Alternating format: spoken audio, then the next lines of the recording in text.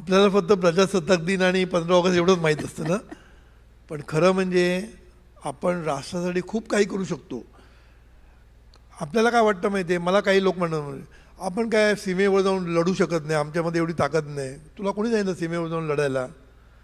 सीमेवर लढण्यासाठी लोक आहेत, आपले आर्मी आहे, नेव्ही आहे, एअरफोर्स आहे, सगळे आहेत. पण निदान आपण राष्ट्राचे एक चांगले नागरिक तर होऊ शकतो, एवढं तर करू शकतो, बरोबर की नाही? राष्ट्राचे नियम पाळू शकतो. आपण राष्ट्राचे नियम पण पाळत नाही.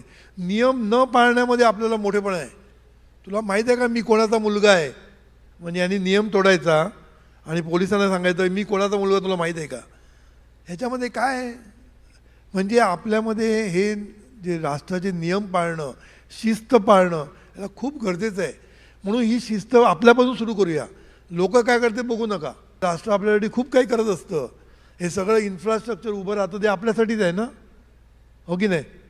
त्यामुळे एक लक्षात ठेवायचं, आपण जे पैसे देतो ना ते फार कमी असतात, जे आपल्याला मिळतं ते फार खूप मोठं असतं. म्हणून त्याला समाजाचं ऋण म्हणतात. लक्षात ठेवायचं, value of what you get is just much more than what you give. राष्ट्रासाठी आपण काय करू शकतो एवढं तरी करू शकतो. कळलं ना?